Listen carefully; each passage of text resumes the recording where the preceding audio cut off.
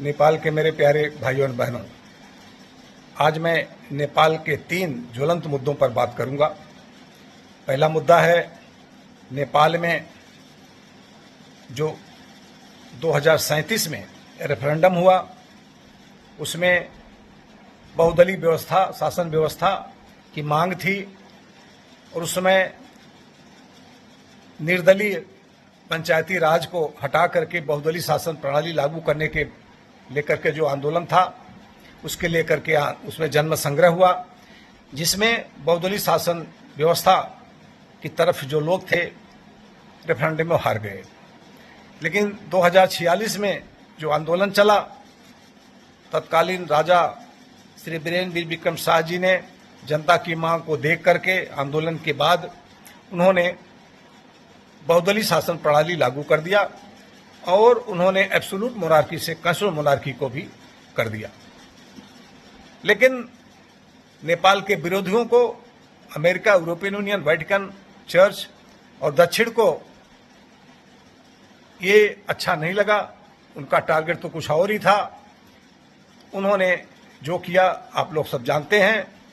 मेरा इतना ही कहना है कि अगर नेपाल में बड़ा परिवर्तन जन्म संग्रह से लाने का प्रयास किया गया तो अंत में हुआ भी आंदोलन के बाद, चुनाव जन्म संग्रह में हारने के बाद भी। तो जिस तरह से 2062-63 के आंदोलन के बाद जो नेपाल की जनता के साथ, नेपाल देश के साथ जो धोखा किया गया, उस समय की आर्मी, उस समय के प्रधानमंत्री जो बने थे, उस समय के गृह मंत्री, जो लोग भी थे, सब लोग नेपाल के साथ, नेपाल की जनता के साथ गद्दारी करते हुए बगैर जन्म संग्रह कराए, बगैर जनता की मांग के हिंदू राज समाप्त किया और कॉन्स्टिट्यूशनल मोनार्की को भी समाप्त कर दिया। ये वहां की पॉलिटिकल पार्टीज को, वहां की सरकार को, वहां के राष्ट्रपति को, वहां के आर्मी चीफ को और वहां के सुप्रीम कोर्ट को इस मुद्दे को सीरियसली सोचना पड़ेगा और आज की सरकार को इस पर पुनर्विचार करना पड़ेगा। जो नेपाल की जनता के साथ, नेपाल के देश के साथ, नेपाल के धर्म के साथ, नेपाल की संस्कृति के साथ जो गद्दारी हुई, इसको आज की सरकार को और आज की जो सत्ता, शासन, प्रशासन में है, उनकी जिम्मेदारी होती कि उसको सुधार करें। ये पहला मुद्दा था।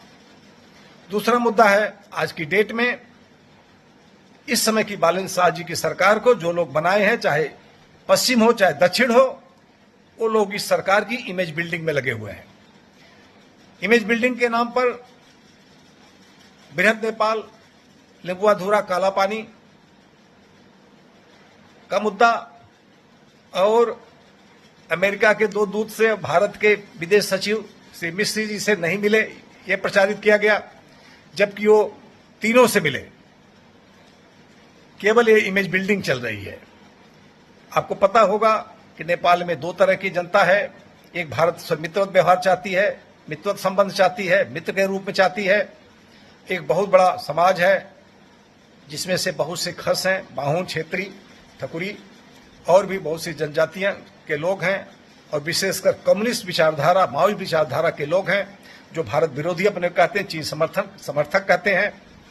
वो लोग को खुश करने के लिए दक्षिण और पश्चिम इस सरकार की इमेज बिल्डिंग के लिए ये मुद्दे उठाई है कि वो बृहद नेपाल चाहिए। लिम्बुआधुरा, काला पानी का मुद्दा बार बार उठाया जाता है, जबकि इसकी बातचीत सरकार लेवल पर पे दिल्ली और काठमांडू के बीच ऑलरेडी चल रही है। लेकिन भारत विरोधी लहर पैदा करने के लिए ये किया गया और इसमें दोनों का है, क्योंकि सरकार की इमेज बिल्डिंग करनी है और इसमें जो भारत विरोधी चीन समर्थक लोग हैं उनका भी सहानुभूति लेने के लिए किया जा रहा है। लेकिन आज की सरकार को नेपाल की विकास के लिए, नेपाल की भलाई के लिए, नेपाल की जनता की अच्छाई के लिए सोचना पड़ेगा। इमेज बिल्डिंग बहुत बड़ी बात नहीं है, काम करेंगे तो खुद इमेज बिल्डिंग होगी। ये दूसरा मुद्दा है। और तीसरा मुद्दा जो आपके सामने रखना चाहता हूं, वो लोग जो दिन रात भूख उमड़ कर, जबकि मुद्दा सरकारी लेवल पर काठमांडू और दिल्ली के बीच चल रहा है, फिर भी लिम्बुआधुरा, काला पानी को एकदम आग लगाए हुए पूरे नेपाली समाज में भारत विरोधी बनाने के लिए। लेकिन एक मुद्दा है जिस पर सब लोग चुप रहते हैं, वहां का मीडिया भी चुप रहता है। नेपाल के सैकड़ों गांव जो चाइना बॉर्डर के साथ है, चाइना कब्जा कर चुका है, चाइना वहां पर चौकियां बना चुका है। बेल्ट एंड रोड इनिशिएटिव में भी बहुत से गांव उन्होंने कब्जा कर लिया है। जो प्रोग्राम अभी रुका हुआ है। इसलिए नेपाल की जनता को, नेपाल मेरे प्यारे भाइयों और बहनों, आप लोगों को जो सैकड़ों गांव ने चाइना ने कब्जा किया है, इस मुद्दे को उठाना पड़ेगा, इस पर आप लोगों को सोचना पड़ेगा।